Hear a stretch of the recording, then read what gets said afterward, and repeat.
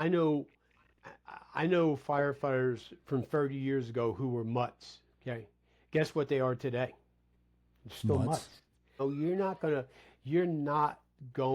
to change them unless they have an epiphany on their own. They're not going to change. So what I say to some firefighters is, man, don't lower your standards to them. Okay, set your own standards. I mean, go out in the bay and train by yourself if you have to.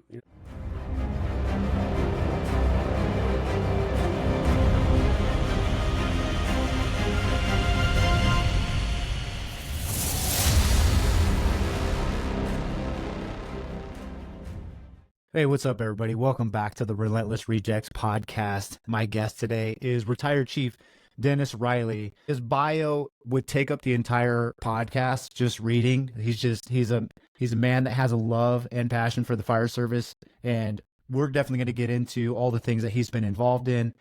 He's also an Army vet, and that's exactly where I want to jump into the conversation with you, Chief. You did 6 years in the Army, correct? Yes. Okay. Real quick, I've heard you in the past. You said you came in kind of after the Vietnam era, but a lot of the military personnel that you worked with and you were stationed with were Vietnam vets. I came in right at the end of the Vietnam era. I went in February of '76, and I got to Fort Bragg in July of '76. So when I went to my platoon, I was the only person in my platoon who hadn't been to Vietnam. So I mean, it was just a room of combat veterans, and then me, some young 18-year-old kid out in New York, and then right after I got there, two other guys got there who were pretty young. But yeah, man, it was a room of just hard, hard, heavy hitting men, and man, you grow up fast. That's what that's what Yeah. it comes down to, man. You just grow up fast. How did you end up signing up for the Army in the first place? Well, I was kind of a rebellious kid, and I wanted to leave home. And, I went in the service to get the 5 points for the test for the FDNY. And, the plan, my Ah, original plan, 3 years, go back, get on the FDNY, got ready to get out of the get service. out They of the weren't service. giving the test, re-enlisted for another 3 years, just trying to bide time. And at the 6 year mark, they still weren't giving the test, but I had started working for the county EMS agency right there in Cumberland County. And they offered me a job the day I got out of the Army. They said, well, we got full-time positions we need to fill. You've been with us for a year and a half. We know you. We know your work. We offer you the job. So I just kind of stayed there. Then a couple doors opened up, and before I know it, I'm married. I got a couple kids, and I blinked my eyes. I'm a battalion chief in Cherry Hill, New Jersey, and that's where the career really kind of started to lay itself out for me. I gotta tell you, that's pretty hardcore. You joined the Army to get the extra veteran points so you can get into the Yeah, FDNY. I yeah, oh my, I've never heard that. I've never heard yeah. anybody actually even doing that. No, I go ahead. I mean, there's back in the day, man, there's 80,000 people taking the test. And that's I wanted to be a New York City fireman. That's what I wanted to do. People ask, well, what would you have done if you weren't a fireman? Well, this is all I know. This is all I know how to do. This is all I wanted to do. So when you're living in Long Island, suburban New York City, and you want to be a fireman, well, where else do you go? You go to the FDNY. Well, you start looking into it and what it takes to get on that job. And it's like, man, my God, it's 80, 90,000 people are testing for like 500 positions. How do you get points? And being a veteran was one way. And it's like, all right, so you can go do 3 years in the Army. Big deal. Yeah. Okay. Yeah. No, that's pretty cool. Did you? Because I know you got a master's degree also. Did you do that Yeah. for points also, just to No, get your no, no, no. bachelor's or anything? Okay. No. My master's came way, way down the road, man. I was a fire chief for years Okay. before I went down that rabbit hole. But yeah. Okay. Yeah, I got to tell you, I joined the military because I was rebellious. I tell everybody I'm a punk kid from LA. I was a dumb jock.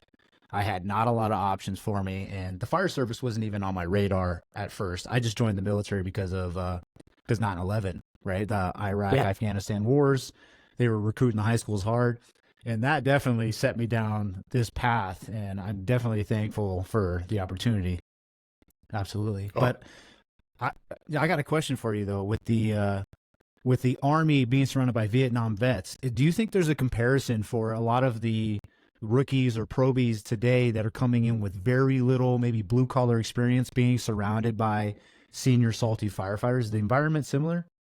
Yeah, I think there's some parallels to it. I mean, it's different, but there are some real parallels. When I got to my platoon, it was real simple. Look, man, you're here to do a job.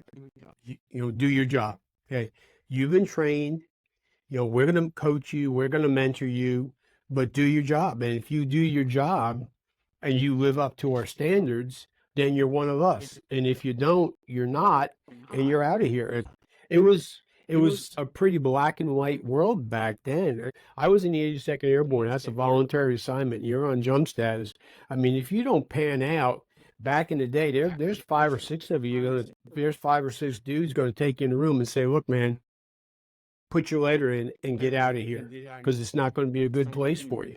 And that's just kind of the way it was. We certainly don't have that type of edge nowadays. I mean, and it's probably good. It really wasn't the best way to bring people in, but the comparison is there's a lot of great, talented firefighters out there who are looking for that next generation to come in, learn the job, and carry forward. I mean, when I retired, I wanted my organization to be more successful after I left than when I was there. So my job as a fire chief was to prepare that next generation because they're younger than I am, they're smarter than I am. They got a lot of things going for them. So I want to see the organization succeed. So I've got to invest in the people who show me that they want to be there. Now, as a fire chief, if you show me you don't want to be there, if you're not willing to live up to our standards, if you're not willing to embrace the mission that we're here to perform, then I'm going to deal with you, because I can. But when the people come through the door showing us those qualities of, hey, listen, they're hardworking, they want to learn, they understand team dynamics, they value the mission, great, come on. We're going to teach you. I mean, I learned a lot of things. I learned a lot of things in my early career in the 82nd Airborne Division about how to survive, how to live, how to make it through armed combat. That's what those folks were teaching me. Well, it's the same thing with us. I mean, they call it firefighting. It's not fire dancing, right? We got to teach people how to operate in that environment. And the people that come in who demonstrate they want to be part of that and are willing to work and willing to learn, man, we're going to teach them because that's the next generation. Those are the ones who are going to be here after we're gone. They're the ones who are going to come to our emergencies when we're older. So we're going to do everything that we can to position those folks to be successful. So what I saw in 1976 at Fort Bragg, North Carolina, is just a different version of what should be going on in our firehouses today.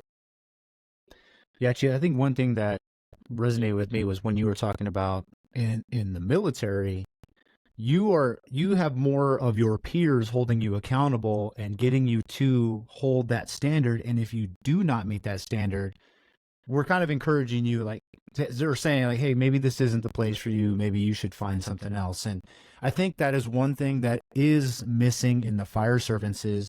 Too many things are leaking up to the company officers and the chiefs to deal with when it could be dealt with in-house.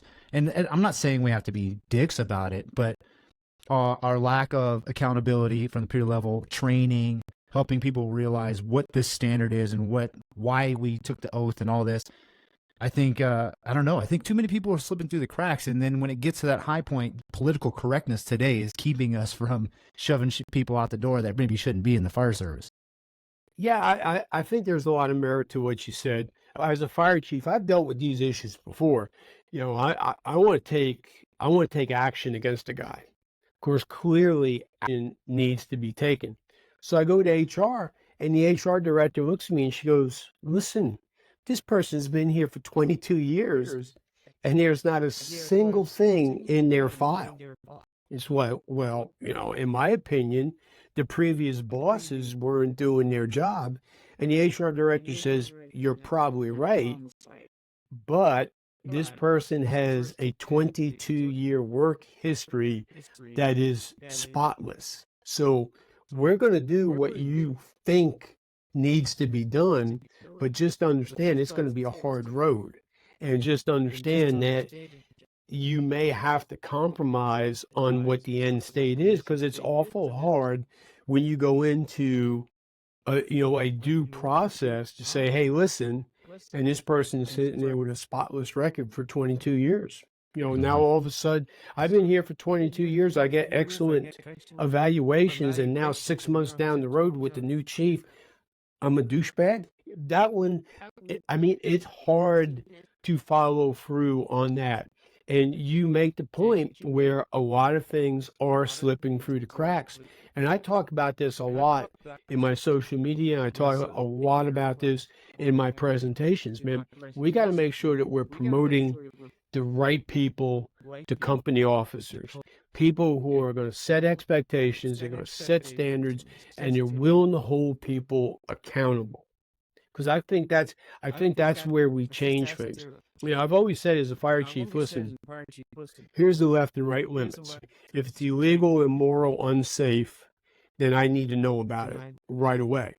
But if it's not one of those three things, I want you to handle these problems at the lowest level possible. Now, as a fire chief, part of my job was to train you how to do that, how to write expectations, how to, talk with people, how to mentor people, how to build teams. And this is something that I think we do a lousy job of, preparing officers to have the difficult conversation. How do you do that? Well, there's some things that you need to be able to do to have that difficult conversation. And I would say that some of these problems really reside with the fire chief, because if the fire chief's not teaching officers how to be good officers, what do we expect? They're going to do what they've seen in the past.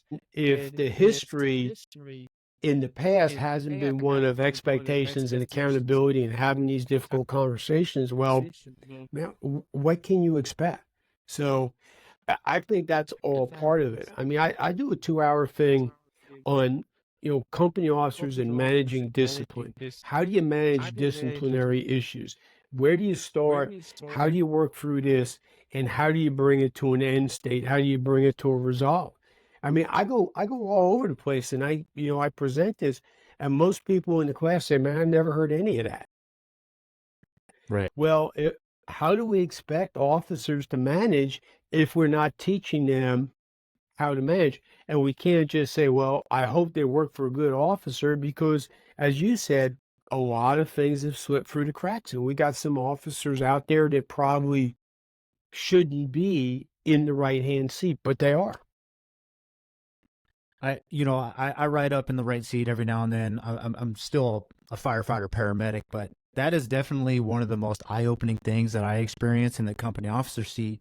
Is it's not entirely about the tactics and fireground. That's only a portion of our job. A large portion of it is managing the firehouse culture, the personalities, all the stuff that goes inside the firehouse. Because that's where, and I heard Brian LaFleur talk about this on the scrap, but he said that's where the leadership takes place, is in the firehouse and on the training ground. And then when you get to the fire ground, there should be very little leadership. Everybody should be already dialed and on the same page. And yeah, I think when you keep hitting it, the accountability, where I think a lot of company officers or just individuals in the fire service care more about being liked than they care more about taking that hard, having those hard conversations and being that guy in the firehouse. So, through my time, a lot of the people I've worked with in the past are close friends of mine. But when I was in the workplace, they weren't friends. They were colleagues. Okay? There's a difference. And our friendships grew out of the relationships we built in the workplace, but but the relationship really transformed from colleague to friend after we were working together. And I'm not saying that you need to be an authoritarian and a real heavy-handed guy. And look, man, I like to joke around. I like to have fun in the firehouse. But at the end of the day, they're my colleagues, they're my coworkers, they're my teammates. That's the way I think you have to look at it. And like I say, you don't have to be an ass about it. If you're doing those good things with good people, the friendships will build over the course of time. But it's a workplace. It's a mission focused workplace, and we can't lose sight of that. And I think that when we do, eh, I, I think when it comes right down to it, I always tried to be who I am. Okay. And when you're genuine, those people who are like minded will gravitate to you, and those who aren't will gravitate away from you. Well, I mean, I'm pretty clear in what I think is right and wrong. I'm pretty clear in how I want to proceed through my career. I'm pretty clear on what I think the focus and the mission is, and I'm just going to be me. And those people who think the same way are going to gravitate toward me. As I move up in rank, they're going to respect the fact that I have rank, and they're going to respect the fact that I am who I am because I'm an honest person. And we're just going to build those relationships like that. But I do think, and it sounds cold, some people are going to say, no, no, it shouldn't be. But I think it's important to keep in mind when you're in a leadership position, their colleagues, their coworkers, their teammates, and you've always got to be able to have that. I think you have to look at it like that, because your best friend could very well do something. He could have a bad day. She could have a bad day. They could make a bad decision, and you're going to have to act on that. That it may not be the end of the world, and it may be a one-off, but it still happened. And if you don't act on it, because, well, he's a really good guy, and that was just a bad day. Someone else sees it. And when the mutts see it, they say, well, he did it. Now I can do it because nothing happened. So, I mean, we can really start to unravel the ball of string if we don't think about the things that I just mentioned. And that's just kind of the way it's got to be. And like I said, I mean, I worked with a guy in New Jersey, man. We just flew up to New Jersey last weekend, to go to his wife's retirement party. I've been close to this dude for 40 years, man. I'm probably closer to him than I am my brother and sister, because that's the bond and the relationship we built over the course of time. But man, when we were working together, I was the boss, and he knew it. I knew it. We respected that relationship, and over the course of time, we've just become closer and closer. So I think you can keep this perspective and still build good, healthy, productive relationships. Yeah, I love it. I think what we're getting at, or what you're getting at specifically, is there's not a separation between friendship being liked and treating each other as colleagues. It's basically I think what you're getting at is an understanding, right? It's like, if you're the boss, there's going to be times where you have to be the boss. I can't be your friend when there's a time where we have to correct something, because if you choose to ignore it, it could happen again and again and again, and then you're actually doing a disservice to someone that you may call a friend. If you're not helping your friend or holding them accountable, they're just going to end up going down and beating their head against that same wall. You know what I mean? And I think for the firefighters that get it and they care, they want to be held accountable. I mean, I'm reminded of a wildland urban interface fire. We get those in Colorado, right? My crew didn't do a very good job because we did structural firefighting tactics, in a wildland urban interface setting. And we were surrounded by homes that we lost an entire neighborhood. And we knew it. We knew we didn't do the right thing, but we were just waiting for the chief or the company officer to come by and be like, hey, we dropped the ball. We need to go over our tactics. No one did it. No one did it. We were waiting. And what did we get instead? Hey, you guys did an outstanding job on that. You did what you were trained to do. You did what you could everything that you could do. You know, sometimes we lose some and we win some. And it's like, that's not what I need to hear. I need you to tell me that I messed up so I can figure out how to fix it in the future.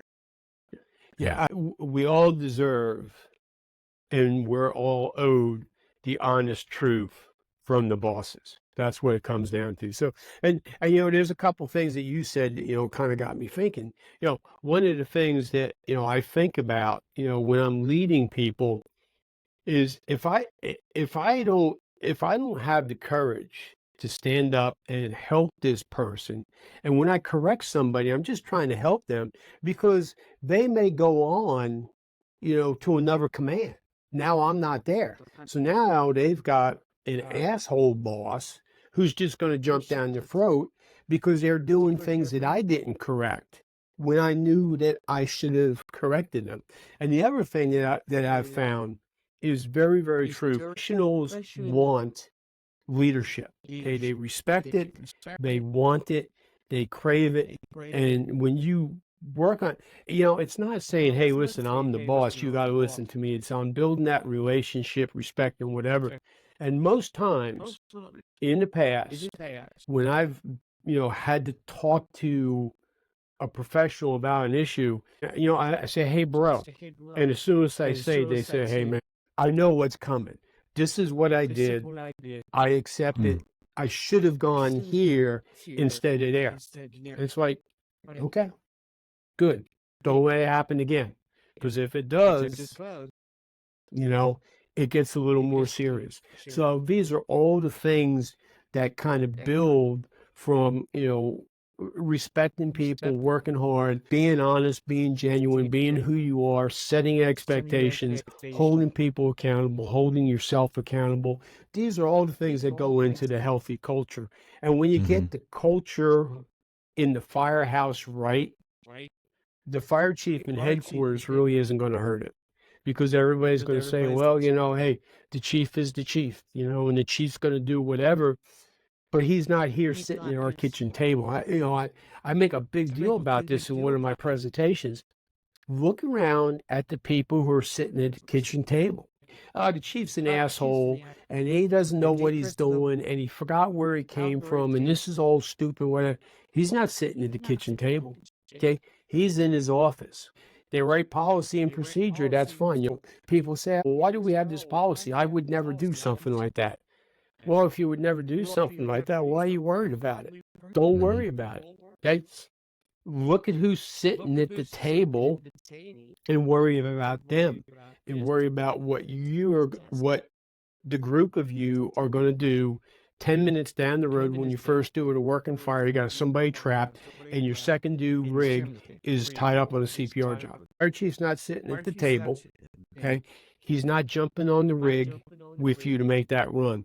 So we can, you know, blame the fire chief for all these problems and issues. And I'm not trying to stick up for fire chiefs because you know, there's a lot of bad chiefs out there. I mean, I'm not gonna lie about that. I mean, I know, I go to chiefs meetings sometimes and I look around like, you know, what are you guys talking about? But at the end of the day, we have control over our firehouse. You know, as a shift chief, I had control over my platoon. I told everybody that came to my platoon, listen, man, we value 4 things that put us in line with the organizational core values, which is a poster on the wall that most people walk by and they say, whatever. But if you're going to be part of Rescue 13, you're going to come to the B platoon. Practical excellence, team before self, and hard work. Those are the 4 things that we value here. And as the boss, as the leader, I'm going to define them for us, okay, which puts us in a position to support the mission. And I was just upfront about it, man. And I told people, and there were people that would not come to work for me because they didn't like that. Ooh, you know, hard work, you know, What are you talking about, man? I got a landscaping business. I'm pushing a lawnmower until 9 o'clock at night, man. I need to come to the firehouse and sharpen my lawnmower blades and take a nap. Well, good for you, man. Transfer over to the D platoon. You know, Mhm. my companies some night wouldn't eat dinner until 8 or 9 o'clock at night. And it's not Mhm. because I'm out there driving them saying you got to, you got to. It's because the officers and the firefighters in the firehouse realize that, hey, look, man, we got a lot of stuff we got to do today, and we still got to train. And our day is committed, from, public education and a pre-plan and this, that, and the other thing. But man, we still got to get our training in. So maybe, we're just going to eat dinner a little bit later, and we're going to still, knock out some training. Some people didn't like that. That's fine. We didn't want them on the B platoon. The ones that we got stuck with, because we weren't in a bid situation. We were in a situation where people got assigned to us, and we knew who they were. It's like, never. And as soon as they got a chance, they got away from us because we took command of our firehouse. We worked on our culture. We defined who we wanted to be, and we did it as a group. And from there on, things kind of worked really well. I'm very proud of a lot of the things that I've done in these previous organizations by sticking to what I just talked about. I think I completely agree with you on that. But I for the one thing I want to hit specifically is when you mentioned culture. Mhm. I think a lot of that stuff does take place within the crews and on the shifts, right? The guys that are on the street, that's where the culture takes place, right? Because you did mention the fire chiefs, but the fire chiefs, they have to answer to a board. They have to answer to community. They have to deal with the voters. They have to deal with, like you said, all this policy and SOP. They cannot manage all the administrative and then make sure that you guys are happy inside the firehouse, right? That's completely dependent on us, but it is also, I think it's a benefit, like you mentioned, like having expectations in the firehouse and on the shift. We're going to hold ourselves accountable to these expectations. The department's core values are here. These are our expectations and core values. And once again, like you said, like there's going to be people that come in and out of that house that aren't bought into it. But as long as you have that majority and you have people that want to be there, like those mutts are going to find some other place, retirement house to go to. Yeah. And it's not, I mean, you mentioned this in the podcast, and I'd love for you to address it again. Is like, don't necessarily rack your brain against trying to win the mutts over, right? Like, especially from a firefighter position. What is your recommendation on dealing with those individuals? So, well, I'll put it to you this way. I mean, I know firefighters from 30 years ago who were mutts. Guess what they are today? Still mutts. Yeah. I know who they are. I won't do it, but I could put names and faces out there. I mean, there's still mutts. You're not going to change them unless they have an epiphany on their own. They're not going to change. What I say to some firefighters is, man, don't lower your standards to them. Okay, set your own standards. I mean, go out in the bay and train by yourself if you have to. Well, okay, that's fine. Then sit in the recliner, alongside of them and read something.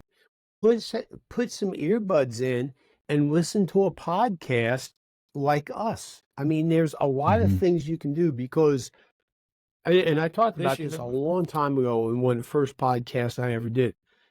In the vast majority of times, your assignment is not a life sentence. Okay, the judge is not going to sentence you to engine 14 on the D platoon until the day that you die. In your career, you're going to have an opportunity to move on. So you got to play the long game, not the short game. Well, this is a lousy house and I got a crappy officer and I don't like working with Jimmy and Frankie the landscaper. Okay, I get it. We've all been there.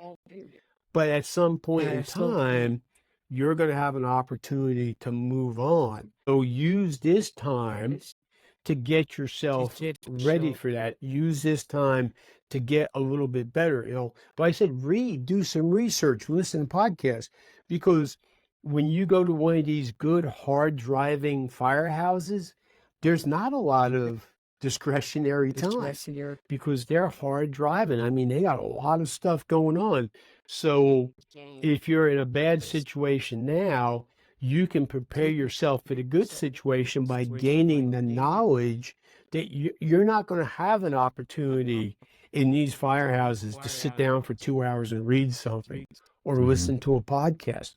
Take advantage of it now. And I'll tell a story. I won't mention any names.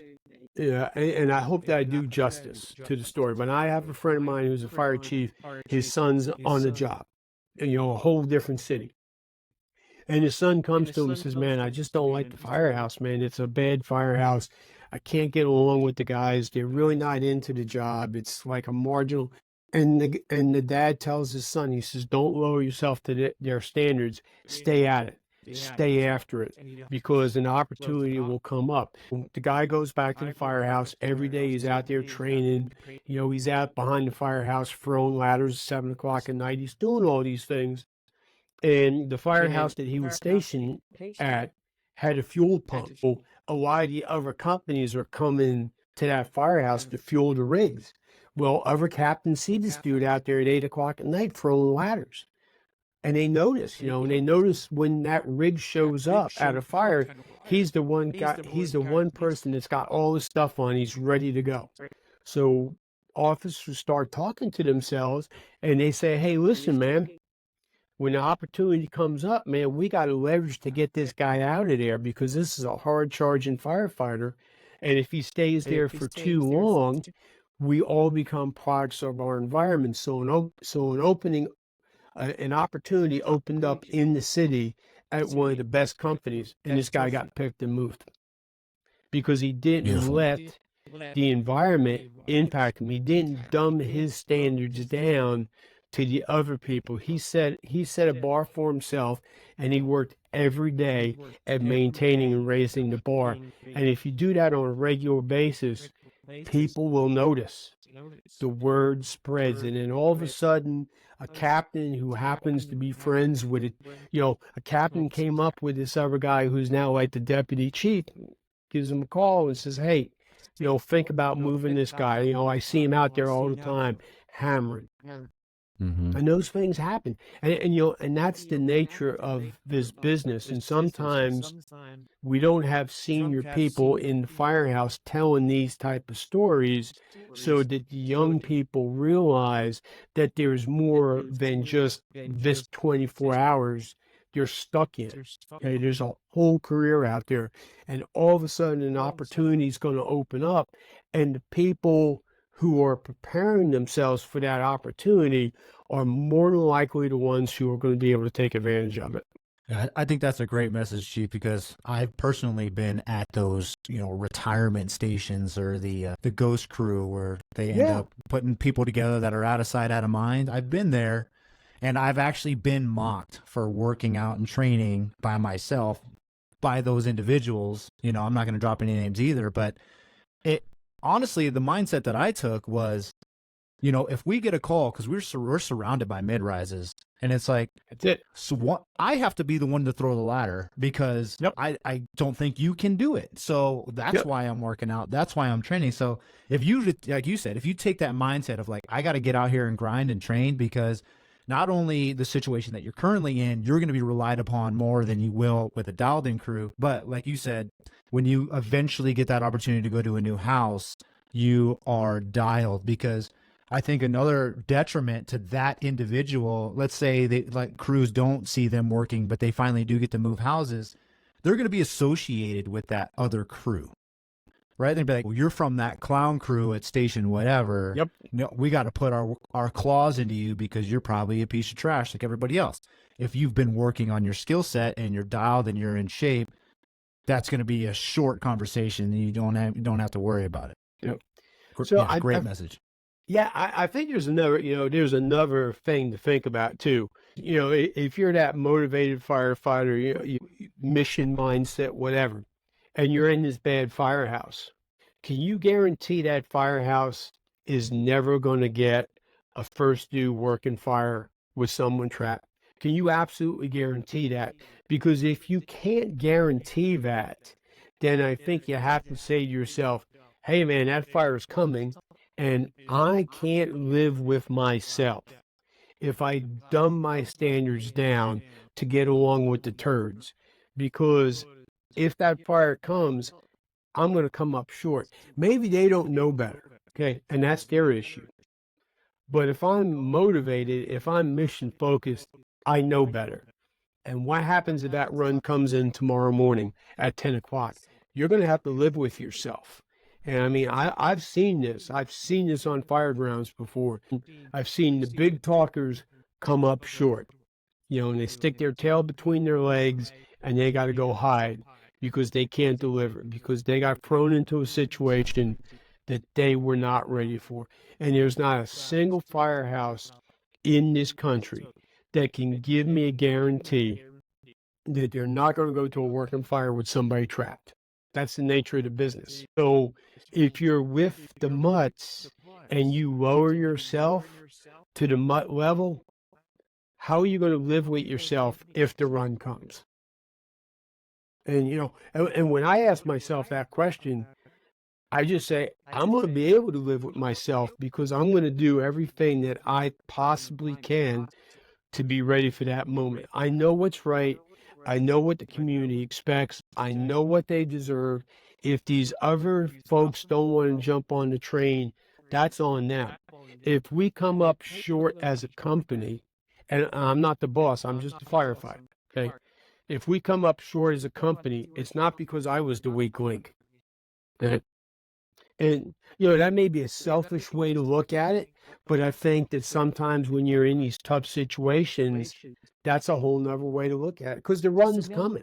I mean, I saw that. I saw that one night, man. We had an apartment fire with 4 kids trapped on the 3rd floor. And, some of the people I would think would have rose to the occasion. I mean, they were just dumbfounded, flat-footed. It's like, come on, man, we got to go. And they just like, oh. It's like, no, man, we got to go. I mean, this is game time. And this was, in suburban America. I mean, this is not in like Center City, Philadelphia, man. 3-story garden apartment with 4 kids trapped on the 3rd floor, cut off by fire. Suburban America, man, happens every day. So are you going to be ready for that run? And if you put your readiness on someone else, you're going to come up short. Mm-hmm. Your readiness and your ability resides in you and how willing you are to do what needs to be done. Chief, I think you just explained everything, the reason why I even came up with the Relentless Rejects. And the motto for the Relentless Rejects is honor over everything. Yeah. Meaning when you go into the firehouse and everybody else is in the recliner, what's going to make you an honorable firefighter that day? Is it joining in the recliner activities, or is it understanding and honoring the oath that you took every time you come into work and you're training and you have that mindset? You're fighting that complacency, right? Because Corley talks about it all the time. Complacency gets us all. But are you actively fighting that complacency every time you come into work? And if you get that fire, if you get that wreck, whatever that call looks like, and you, like you said, you did everything that to the best of your abilities that you were trained to do, and whether you failed or whatever, you can at least walk away knowing I did everything I absolutely could. Because you're right. If we are not trained and we are complacent and we weren't focusing on our craft, and that call does happen, it's going to eat at us mentally, whether we like it or not. Absolutely. How much is enough? That's a whole nother issue. How much is enough? Look, I'm not saying you got to train for 23 hours and 45 minutes. I mean, you can come in the firehouse and you can do a quality PT in a half an hour and an hour training, and you've prepared yourself. I mean, and that's okay. And you don't have to go out and beat the other ones over there. Hey, look at me. I'm out there.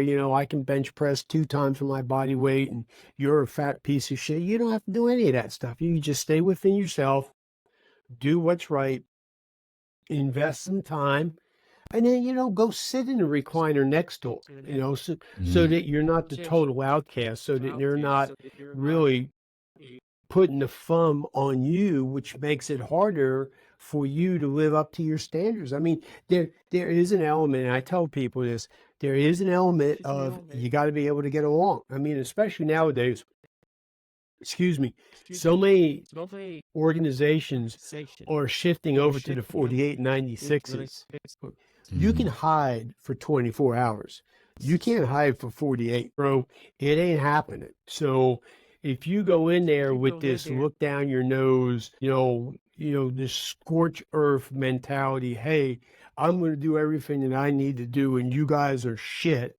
48 hours is a long, long time, man. So you probably need to rethink your strategy just so that you can get along to Mhm. live and fight another day. And I tell officers this too. I think this is an important lesson for officers to learn. When you go in the firehouse, there's more of them than there are of you. So you can do Mm. whatever you think, but at the end of the day, there's more of them than there are of you. So if there's 3 of them and you're working a 48-hour shift, 48 times 3, that's a whole lot of hours people can think to, derail your plans. So, I just caution guys, hey, look, you don't have to beat them over the head. Set your standards, set your bar, live up to it, get along, because the opportunity comes and you can move to a good place. Because here's another thing too that I always thought about when I was when I was lobbying for people to come to my command. I wanted good firefighters, but I wanted good team players. If a guy had a lousy reputation, you know, we had to think twice about taking him because you you can be a great firefighter in a lousy firehouse and still be a dick. Mhm. You can have Yeah. all 3 of those things at one time. And if you're if you're that person who's not, who's going to be overbearing you, whatever, I got to watch out who I bring onto my team, because as a leader, part of my team is the chemistry. Going back to what I said about relationships and respect and being able to get along. So if you're that real, that solid firefighter, but you're real obnoxious, I don't really need you. I Yeah. need a person who's willing to learn, who can be a good teammate. So that's another piece of it that I think people should just think about. Yeah, I think about Rob Fisher, right? 10 pounds of pressure 100% of the time. And Yeah. like if you're hard charging, high speed firefighter that can throw a ladder with your teeth, with a hook in your hand and a water can in the other, like that's great. But like you said, if you're a dick, people still don't want to work with you. They'll take average firefighter over super firefighter as Yeah. long as they, like you said, the chemistry of it all. And I've struggled with that, right? Because I like to say I'm a born again firefighter. I spent the first half of my early career just trying to fit in and be liked. I was Yeah. involved in the pranks. I was watching Game of Thrones in the recliner at 10 a.m. And then one day I was like, no, I'm not going to do this because of the oath and for them and all the fire conferences and highly charged my batteries. But I came back and I'm like ultra aggressive and in everybody's face about it. And because of that, everybody's like, get away from me. I don't know. You're too much. Yeah, you're like Yeah. a pit bull off his leash right now. Yeah. Go back to your room. Yeah. Yeah. Yeah. Go hit the crack pipe 2 more times, It's like I get it, yeah. So you just got to kind of walk down that path, you got to figure out where that, where the center of the path is, because that way you can move whatever way the situation dictates. So yeah, and it's Mhm. tough, I mean, it's tough. I'm 66. I mean, I'm still learning. When I Mm. was 23, I'm not Yeah. the same person. I'm just You not the knew same person. everything. You knew Oh everything yeah, at absolutely. 23. Yeah. And I would tell you. And if you didn't believe me, it's all right, man. Just take the badge off. Let's go out behind the firehouse and settle Yes. this with baseball bats. I don't care, like whatever, dude. That So doesn't I still play. struggle Yeah, with that. yeah. I Oh yeah, still struggle with that, Chief. yeah, Yeah, I got a yeah, big chip on my shoulder, and if anybody's got anything negative to say about me, it's like, okay, well, be prepared to back up your comments because when we're off the clock, yeah. maybe it'll be a different story. But like you said, you can't do that, or you shouldn't do that anyways. You should have, what is it? Emotional intelligence to be able to have Yes. conversations and agree to Yep. disagree. We've kind of lost that in society these days. But also, I came from Oh yeah. the military. I came from the military where that's kind of how we dealt with stuff. Like I said, things don't leak up the chain of command we deal with things at the peer level. If you got a problem, we're going to go settle it real quick. And then, Now we're done. We're done with it. We can move on. Yep.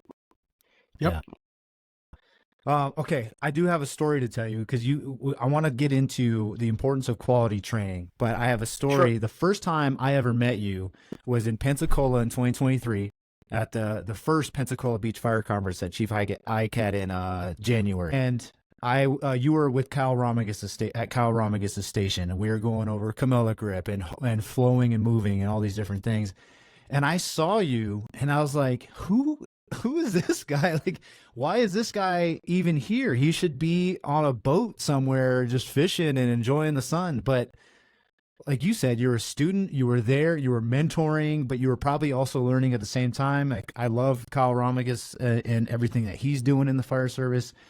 That really resonated with me, and it actually inspired me because I don't know when I'm going to hang up my bunker coat. You know, I see guys like you that are still getting after it in their 60s, and I'm like, I kind of want that to be me because I don't know when I want to be done. I want to continue to love the fire service later in my life and in my career.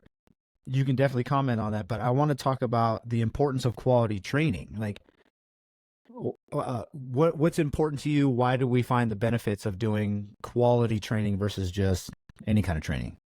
Well, for me, I think it's pretty simple. I mean, we're in a life and death business.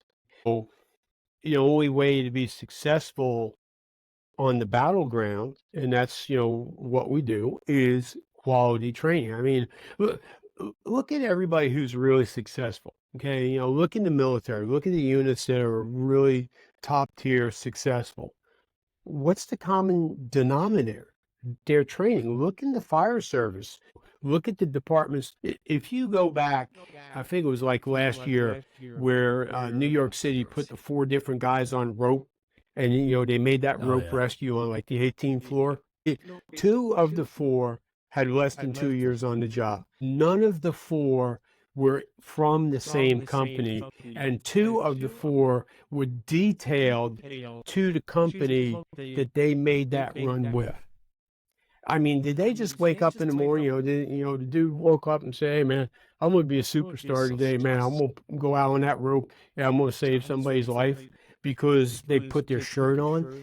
It came from training. Look at the teams that win championships. Why did they win championships? Why did John Wooden win 10 national championships? Why is Nick Saban as successful as he is? Watch some of the videos from, the training camps that Nick Saban does. I mean, it's just there. I mean, how do you argue with that? I mean, that's like somebody saying, well, the world's flat. Don't drive to the horizon because you're going to fall off the edge of the earth.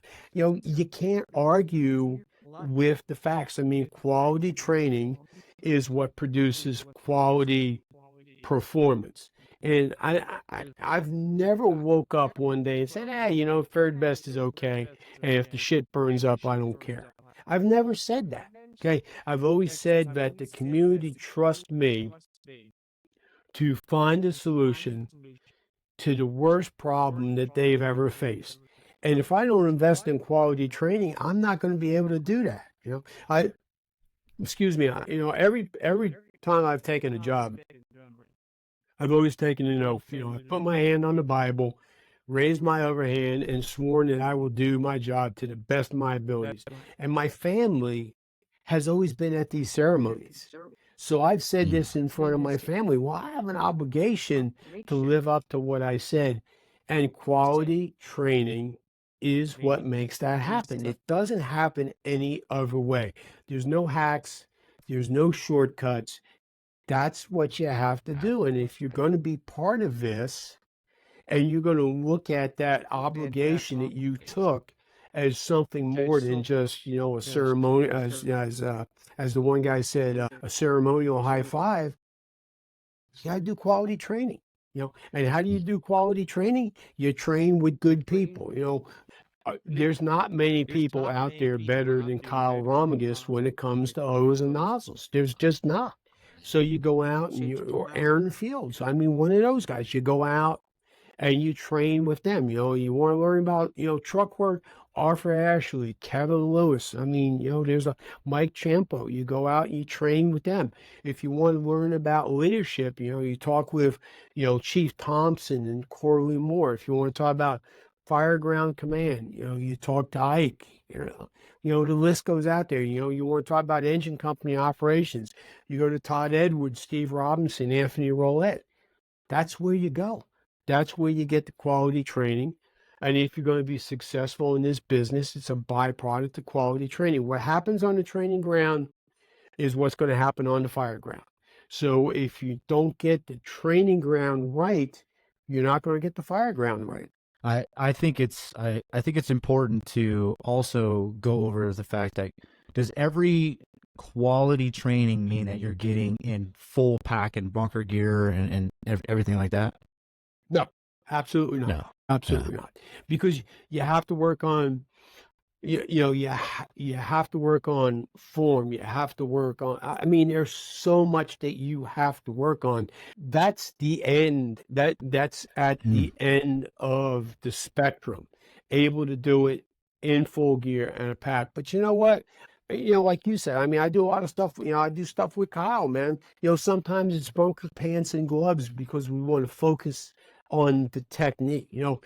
Do professional football teams do full pads at every practice? No, absolutely not. Absolutely not. Because when you're at that point, there's just too much. There's just too much going on. So you got to sometimes scale some back, work on technique, get the technique dialed in, and then start to dial up the intensity with the end state being able to do it full gear, air pack, gloves, breathing air. I mean, that's where we need to get, but you're not going to get there. I mean, one of the biggest mistakes I ever made was trying to teach myself how to play golf. Okay. Because I suck. Okay. And I had a terrible swing and I'm just not getting anywhere. I'm really getting frustrated, but I wanted to learn how to play golf. So my wife bought me lessons with a pro, for like Christmas or my birthday or something. So I started taking lessons with a pro. And what I had to do before I could work on my swing is I had to unlearn all the bad habits I had taught myself. So it's the same thing. If we throw people in this extreme in full gear and a pack without having technique really dialed in, they're going to develop bad habits just to get through.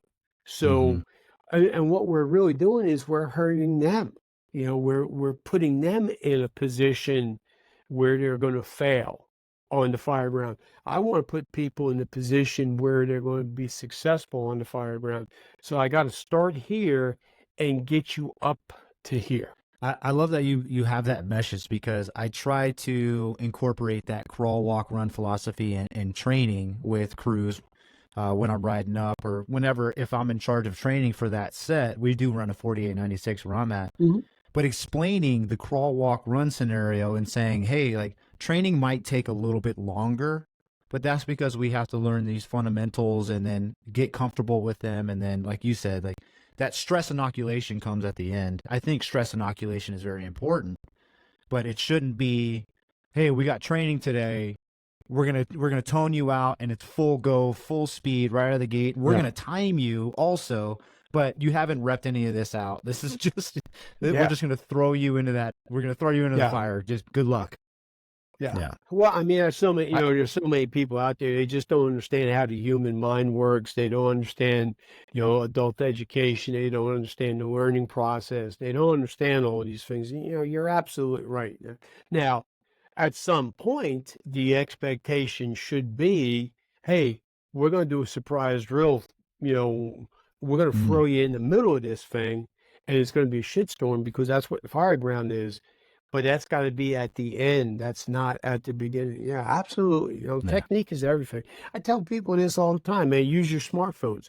Video each other doing, whatever evolution.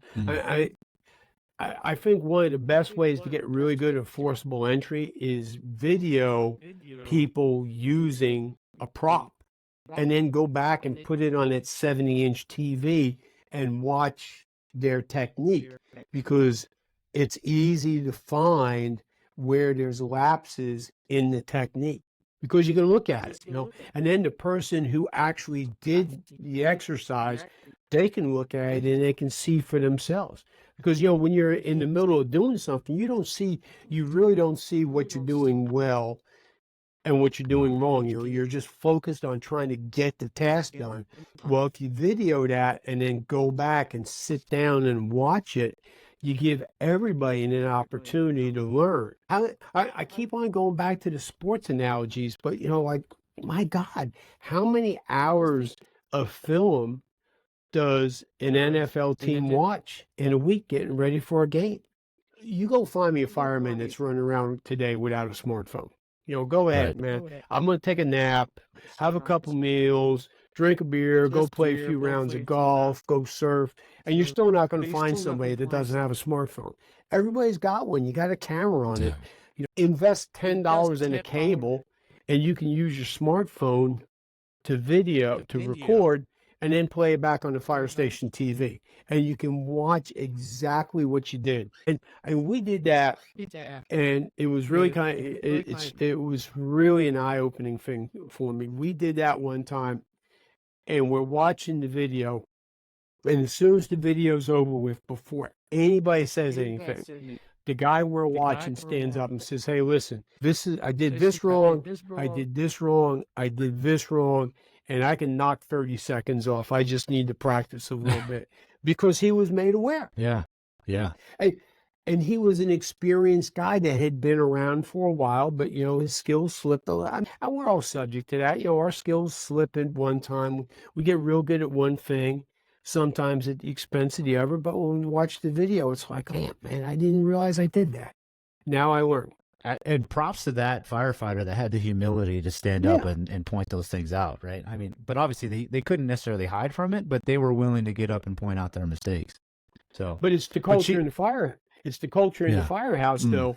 That was what we expected. We're here to do a job. And you know what? When we're watching the film, there's no rank, there's no harassment, there's no bullshit. We're watching that film to gain an edge on an enemy that can kill us and kill other people.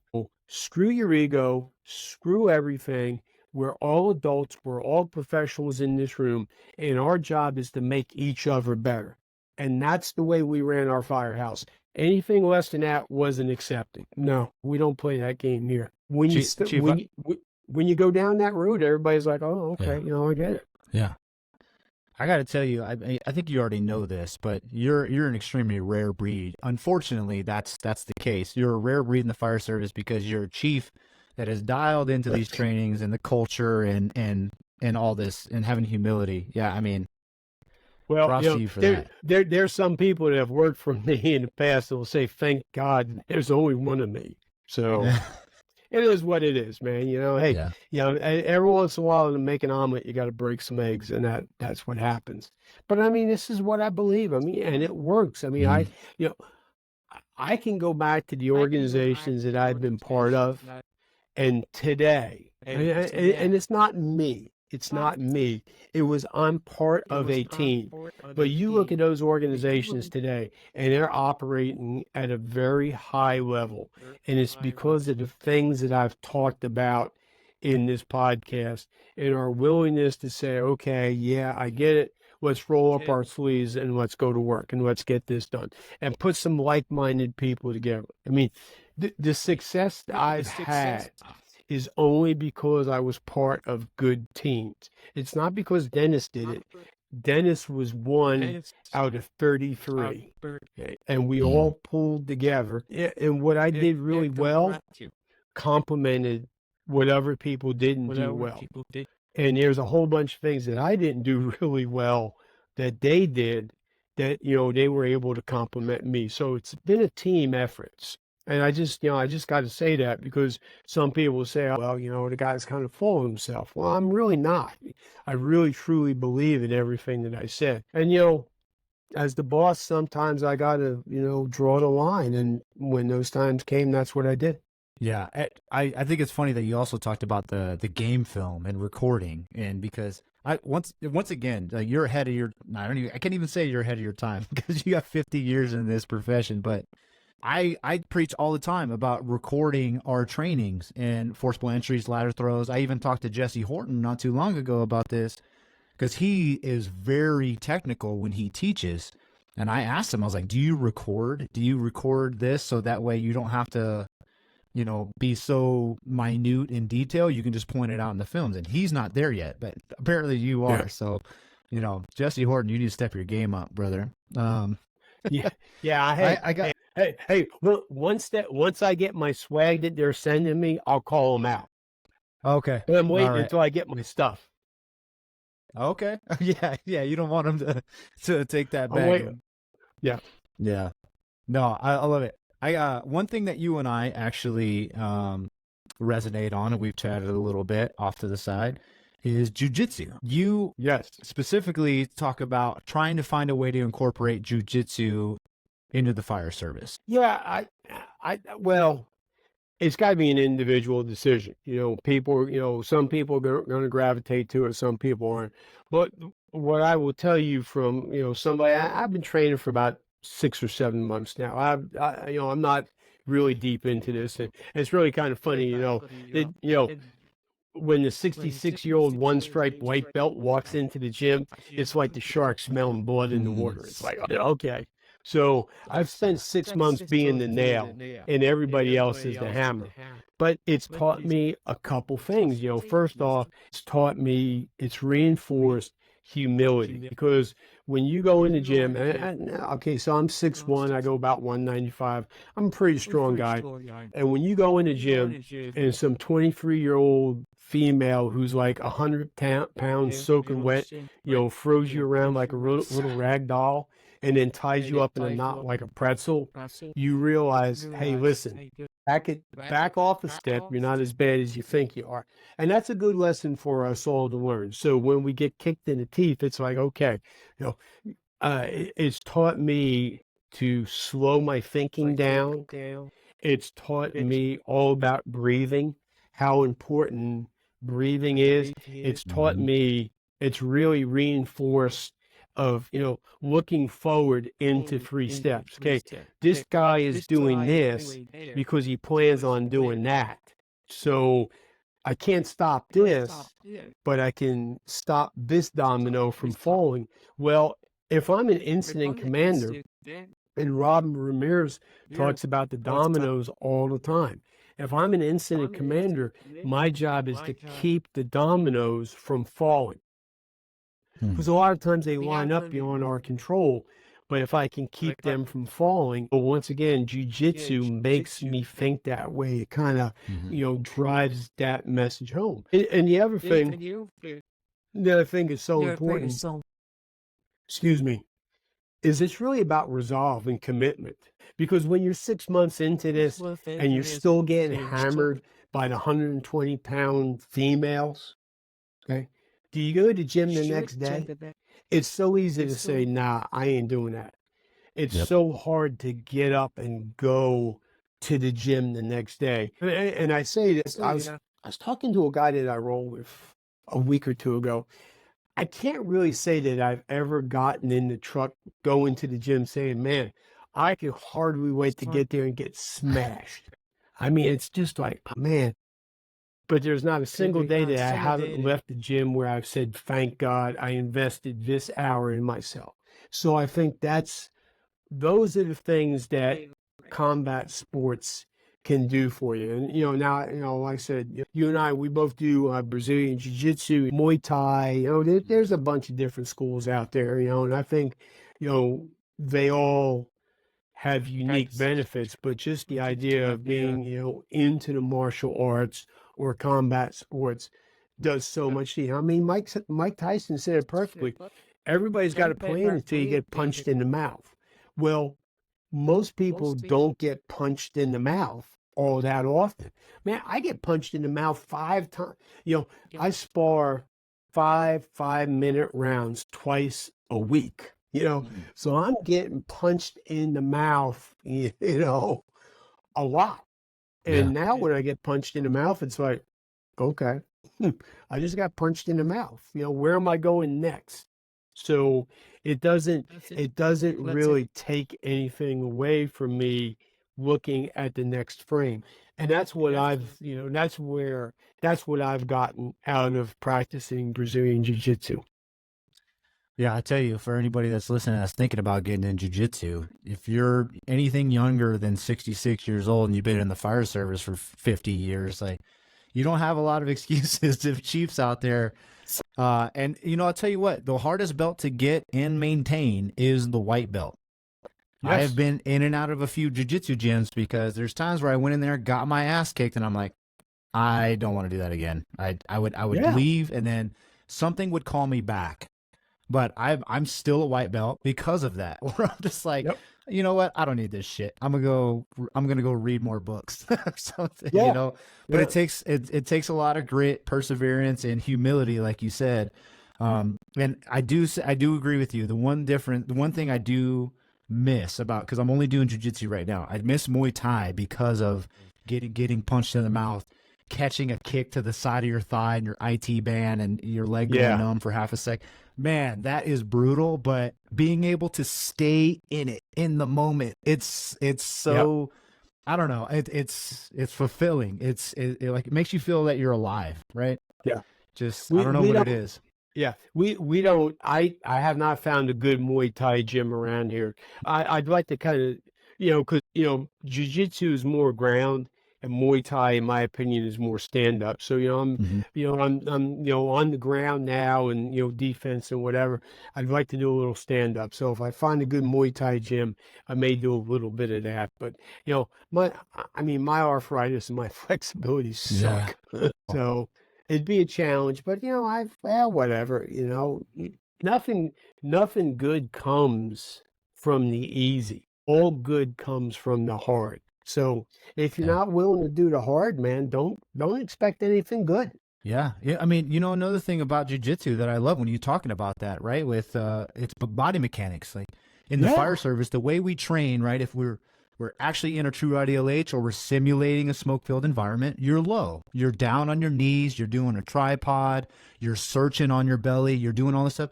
Guess what you're also doing in jiu-jitsu, right? Yeah. Where you're inside control, you're on your knees, you're using your hands, you have body awareness, you're controlling your breathing. It's all those things. I tried to get my department to invest in jiu-jitsu memberships for my department, but they Yeah. didn't want to take on the liability, which is absolutely understandable. But it'd Yeah. be nice if Well, we could work something out. Well, it's a growing thing. I see more and more people starting to gravitate towards. So who knows? Who knows where it'll go with it. I mean, just like yoga. There's something else, man. That 10 years ago, if you said yoga in the firehouse, people would laugh at you. Yeah. Nowadays, there's a lot of dudes starting to gravitate to that, and there's a lot of benefits. With that too. So I, you know, I realize that as I age, I can't do what 30-year-old Dennis did. I can't. Mm. It doesn't work anymore. I'm not as quick. I'm not as flexible. I'm not as strong.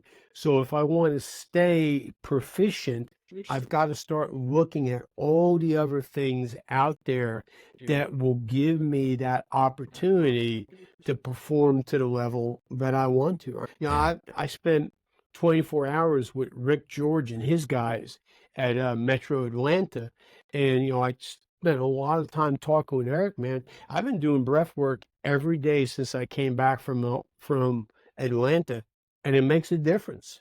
I can tell the difference. So that's just something else. I mean, yoga is for me, and my arthritis and some of my injuries and whatever. I mean, that's something that I need to start looking at too. So Yeah. I'm always looking for that advantage that can keep me in the fight. Yeah, I'll tell you too. The best jujitsu practitioners, like the black belts that I've rolled with, they don't even Oh, break a sweat. They don't even break a sweat rolling oh with me, right? no. And that's where we find out that our strength only gets us so far. But people just Oh play yeah. with you like a praying mantis. Man. Yeah. I love it. Yeah. Yeah. Yeah. Shout out to I Rick spoke. George though. Yeah. I was gonna say No, shout go out to ahead. Rick George because he's one of the first. He's one of the first people that actually admitted on a podcast, like he got older in his fire service career and he started to experience like claustrophobia and anxiety in his mask. Yep. And then he started talking about his breath work. And when I first heard it, I wasn't experiencing it myself. And then my daughter was born and all these other external things started happening in my life, and I started to experience that. And I was like, well, crap, maybe I need to look into this mindset breath work thing. So I love what they're doing with the tactical resiliency. Yeah. He's got such a solid team around him, man. I mean, like I said, I was with those guys for I had a 3-hour class in the morning, and then I went right out as soon as the class was over. I went out and spent the rest of the day and night all through the night with those guys, man. What a solid group, man. They really just, man, they've got that dialed in. That's some good stuff. If you have an opportunity, for anybody that listens to this, if you have an opportunity to go to that class, go. Don't pass it up. It's really worth it. Yeah, they're going to be in Aurora, right, at Firemanship here next week. Yeah. Very soon. I was actually going to work with them, but something came up, and I'm actually doing 2 8-hour workshops on that day. But you're still going to be out there at Firemanship? Yeah. Nice. Yeah. Cool. Yep. Well, that leads me into my next question. I wanted to talk to you about basically the CEO, the owner of the First Line Fire Service Training LLC. Right? Is that basically just you right now? What's your vision for that? Well, it's just me, and quite honestly, I would like to do some more. I'd like to do some hands-on stuff. I mean, I got a lot of good ideas. I got guys that I could pull together, but there's such a cost involved with that, and insurance and equipment and whatever. And I just don't know if I'm ready to kind of, go down that road. I mean, if I was in my 40s, I probably would, but at this point, probably not. So I'm pretty happy with what I do. I do seminar presentation. I talk about, I talk about culture. I talk about leadership. I talk about some decision making. I do a lot of incident command stuff with some folks, and I will throw in with some other people for some hands-on stuff. Every once in a while, I'll do some stuff with Todd Edwards or Kyle Ramagis. So right now, I'm a one-man band, and that's probably where it's going to stay. Okay. Yeah, I mean, no complaints about that. I think you're doing more than what most are doing right now. You're leading the way. You're carrying the torch for guys like me and John Velez from Tailboard Misfits that are looking at getting into something like that in the near future. I mean, keep doing what you're doing there, Chief. What I'd like to do, and I don't mind, giving a shameless plug, is I'm always looking to deal with a fire department in particular. I mean, I do a lot of seminars, and seminars are cool, man, but you get like 90 minutes, 2 hours, and it's rush, and then the next guy comes up, and there's 100 people there, and if you think about this, and Ike says this all the time, if there's 100 people and you talk to each person for 5 minutes, that's 500 minutes. That's a lot of time. So what I really like, and I've done this a couple times, is just, deal with a fire department. Have a fire department call me up and say, hey, listen, these are the things that we want to present to our people. Is that in your wheelhouse? And if so, then, I go to that fire department. I'll spend 2 or 3 days, and I'll just work with each one of the shifts. And it gives me a chance we can really kind of expand some of the topics. I'll eat lunch in the firehouse. Sometimes I'll eat dinner in the firehouse, and just have some more interactions with the guys. And I really like doing that. So if there's an agency out there that's interested, reach out. Yeah. And you already have that curriculum set up and everything? I have some options. Yeah. I've done some of these programs before, and I have some different options that people can choose depending on what they're looking for. And, and I've had people call me up and say, hey, listen, this is what we really want. And it's like, well, I'm not really the best one to do that. Maybe you should call this person. I had somebody call me up, and they were really looking for a 2-day PIO class. It's like, I've done a lot of media stuff, but I'm not really a PIO, so I'm not gonna do that. These are some of the people that you might want to talk to in terms of that. So, yeah, hats off to you though for not being like, yeah, I'll do it. Just pay me and I'll come up with Yeah, some crappy PowerPoint and call it good. man. There's I mean, if you get out and around as much as I do, you see some stuff out there. I mean, there's some people that are just, man, Yeah. they have no business they have no business being on the big stage, but they are, they got a flashy presentation. They present themselves real well. And it's like, nah, Yeah. bro, you got 4 years on the fire department. You've been in 2 car fires. Like, and you're standing Yeah. there like, you're standing there like you've run through the gates of hell with gasoline pants on. It's like, Hmm. nah. So, and, Yeah. and I don't ever want to be that person. So I do what I do. I know where the lanes are that I fit in, and that's where I stay. Yeah, no, I love that too. The first person I ever heard say that was Anthony Rouette. He came out to Boulder, Colorado, and he talked about that stuff. And he's like, "Hey, look, if you want to teach something to your department or to your academy, and you're the one that you're the cadre instructor, absolutely teach them that stuff. But don't try to go out and make money and teach stuff at other departments that you've never actually done on a real call." Oh yeah, And I don't think he was trying to be a dick. I think he was just trying to make a point of like, there's too many guys out there using social media to enhance their platform and make money off of the fire service, and that's why I stay in my wheelhouse of culture and leadership, right? I got 10 years military and then 10 years in the fire service and in a suburban fire department. I'm not Jobtown. I'm not trying to go out there and teach you vent enter search like Eric Whedon. You know what I mean? Like, yeah, I stay in my wheelhouse. yep, Yeah. yeah. But I we'll try to I think definitely. I think that's really important. So yeah. Yeah. Yeah. No, I like what you're doing though. We'll definitely try to we gotta see if we can get you out to Colorado for sure. Hey man, I'm good. Let's go. All right. All right. Sweet. I got one final question for you, and then we'll do some closing thoughts. I'll give you an opportunity to speak to listeners. I kind of talked to you a little bit about this, about just kind of like older people in the fire service. As far as dealing with the monotonous and the complacency, and being retired on duty, right? I'm sure you've encountered that. You've seen guys like that. You're still very dialed in. It's very impressive. But do you have a message to older people? Like, what can they do to maintain their spark and love for the job? Or if they don't, should they just retire?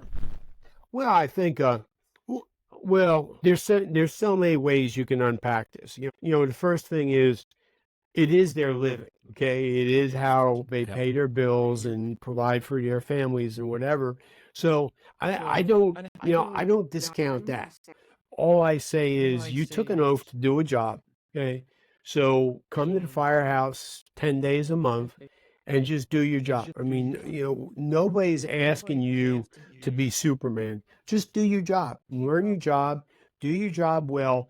And if it's not fulfilling to the point where you want to stay, when it's time to move on, and that's okay too. I mean, look, there's a lot of people that retire and they go off and have a whole different second chapter in their life, and good for them, man. I mean, sometimes I kind of wish that I had something else other than this, but this is all I know. So I resign myself to that fact, and I'm just going to do this as well as I possibly can. Now, for the negative people, quite honestly, if this isn't the best job in the world, then go find it. Nobody's making you stay here. Yeah, your fire department sucks. And I talk to guys and women. I deal with this all the time. This place sucks. This place sucks. Bro, you're not a tree. You can move. Well, no, I'm not going to move. Okay. Well, I got a family. I got bills. I got this. I got that. Okay. So you're in a situation that you can't really control. Okay. Your lifestyle says you need a paycheck. Okay. That's fine. Focus on what you can control. Going back to the things we talked about, train a little bit, read a little bit. If nothing else, don't be the distracting force, because you're miserable. And I say this in my disciplinary class. Nobody has the right to make you or the rest of your firehouse miserable just because. Shut up. Get over it. Go sit in the corner. Go do whatever. Go do a crossword puzzle. Don't make us miserable because we think that this is the best job on the face of the earth, and we're not going to, let you drag us down. So Mm. I think there's all different ways to look at it. The other thing, and I guess the third way, and this is what I try to look at, the way I come at it is as long as I'm here, as long as I'm involved, I don't want to leave yet. I mean, I still love the fire service. I still love what I do. And as long as I'm here, I'm going to do it as best as I possibly can.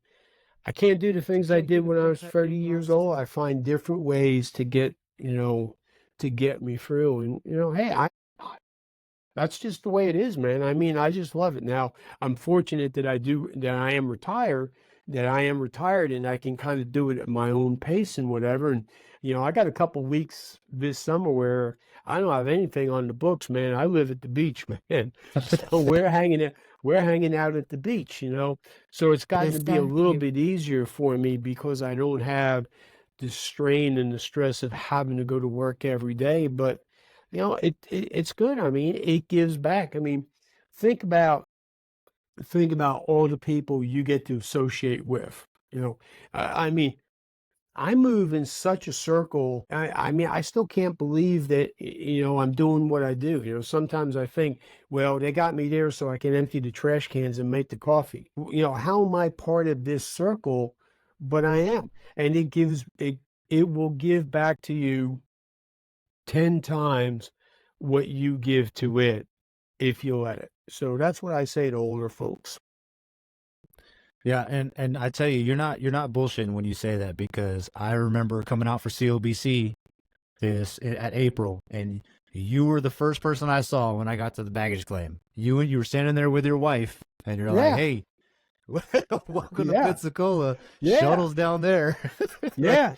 Get your luggage, go through the end door, go out to the Dreamcatcher. They'll take you to the hotel. Yeah. Yeah. But it's all part of being part of a great team. If you do good, solid work, the great teams are going to bring you in. And that's why, I mean, I guess that's why I'm part of, County Fire Tactics. I mean, they invited me. They said, "Hey man, come on, we want you to be part of this. We want you to contribute." So now at this point in my career, I'm still contributing. If you do the right thing, if you do the hard work, it gives back to you 10 times what you give it. Yeah. Big shout out to the green team, the CFT green team for sure. Man. You're rocking the shirt. I'm wearing my pseudo Jocko Army green T-shirt just to like feel special, but I'm not on the green team. Yeah. Oh, but to touch on, we'll see. I'm gonna keep pulling on some, some coat, whatever collars. See if I can impress upon some people, but. One more thing before we walk away from the older guys conversation is one thing I would love to see embraced from senior firefighters, not necessarily older people, but senior people, is like take on a mentorship role. For the younger hot dog, cocky, like you and I, cocky as shit in the fire service, thinking we know everything. I wish there was an older guy out there to smack me in the back of the head and be like, "You're nothing new, bro. I was the same thing. Let me teach you a thing or two." Yeah. So there's so much in the fire service now. People are talking about, well, all the experience is retiring and it's all leaving. Well, man, ask them to tell a story before they walk out the door. And they will. You guys who are, and I say this to the senior people. If the fire service and your organization means so much to you, remember, you're not there for eternity. You're going to have to turn it over to the next generation.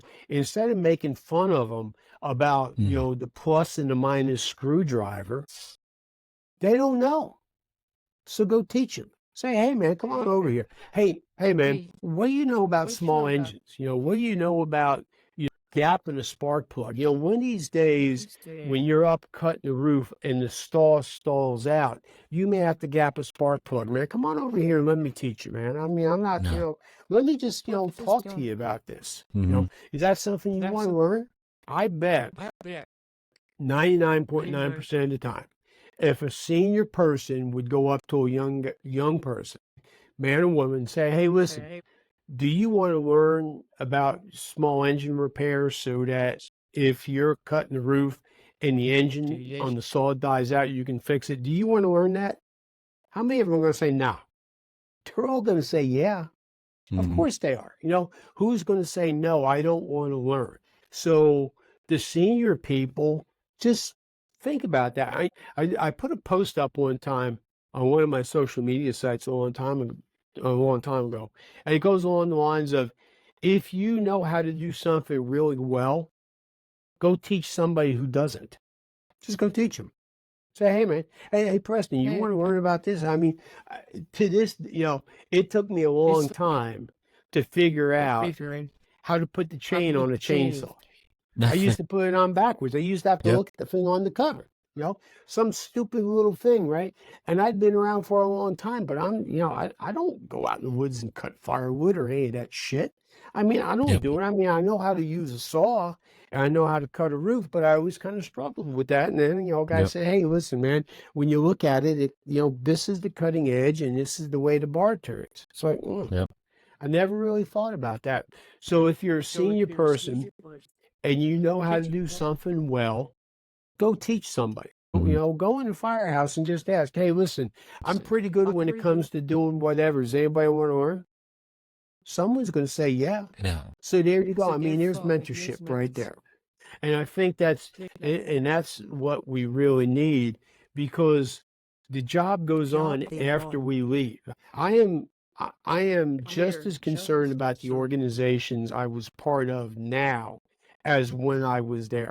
Okay. I want those organizations to be healthy. I want them to succeed.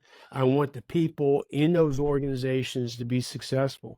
So that's Mhm. why I still stay in touch and still trying to give whatever I can back to these organizations. And I think it's very important, and the senior people have got so much they can give back. Give a little bit back, man. I mean, that organization, it paid for your house, it paid for your car, it paid for your boat, it put your kids through college. Just be thankful for that opportunity and give a little something back. 20 minutes. I mean, is that asking too much? I mean, Yeah. you're in the firehouse for 48 hours. Is it asking too much that you give 20 minutes back? I don't think it Mhm. is. Yeah, I tell you, Chief, and I've seen it in the military and I've seen it in the fire service. Those guys, those senior guys that are coming up on their retirement day, there's something that happens. They have conversations with themselves about their impact, their legacy, whether they like to admit it or not. I've seen it where the chief that's retiring soon, you never saw him, and now all of a sudden he's dropping in on the firehouses just to have a cup Sure, of coffee around the kitchen sure, table. sure. And I think what you're talking about with this mentorship, showing the younger generation, that is a simple and easy way to leave an impact and a legacy. Because if you teach me how to put a chain on a chainsaw properly, and then I teach someone else, and they go, "Where'd you learn all this stuff?" And I'm like, "Chief Riley, you never met him. He's been retired for a while. He's been gone, but he taught me." And then they're like, Yeah. "That's how your name stays relevant." We a lot of us want to have that impact, that legacy. We don't want to think that we're going to be forgotten on day one of our retirement. Yeah. Yeah. I Yeah. mean, So, it just, it connects us with the generations that have preceded us and ties us to the generations that will come after us. And, and we don't have to be there. That's the beauty of it. We don't have to stay on active duty in the firehouse past when we should have, just because we want to, we don't want our name to fade. We can pay it back in spades, man. We can just leave it. And yeah, I mean, absolutely, absolutely. I mean, I think it's just important, and when you work at the Acme Trash Company for 30 years driving the garbage truck, they don't talk like this. You know, no. they don't. We're part of something that's very, very unique. So drink it all in and just appreciate and realize, what we have. Understand that we can't have it forever. do what we can in our time to make sure that we leave a lasting impact, just like you said. I think it's very important.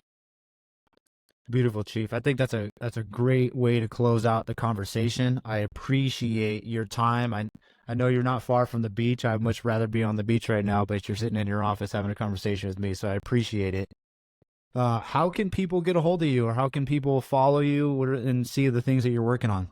Sure. Well, I'm on Facebook, First Line Fire Service Training LLC. I'm on Instagram, First Line 850. And those are the easiest ways. And my own personal Facebook page is CHFD Harley. So, you can contact me in any one of those. You can message me. I'll get back to you. My business email is dennis.firstline@gmail. So any of those ways. I mean, Right. and I'm around. I'm pretty easy to get a hold of. And, if they forget that, they can reach out to you and you can send them to me too. Yeah, I'd love to see you. I'd love to see you making some posts about you being in some fire departments and getting multi-day evolutions with them. That'd be great. Yeah, that'd be a good thing, man. Yeah. I'm up for it. I've got a couple things out there that we can talk about that may very well fill a good gap. Beautiful. Yeah, no, we need it in my department, so I'm definitely going to bug you on that one, see if we can make something happen.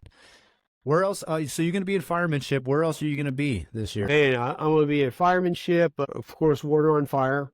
Here in Pensacola Beach, I'm going to be at Black Sheep in Ohio. I'm going to be at the Castile fundraising deal. I'm going to be there in Houston, and I'm going to be in Jobtown. I'm in Louisiana. And right now, I'm talking to some folks in Mississippi. We may have something developing in Mississippi toward November.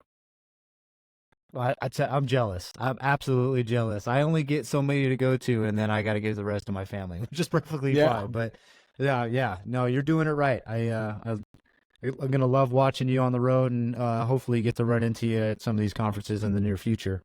That'd be great. But any closing thoughts?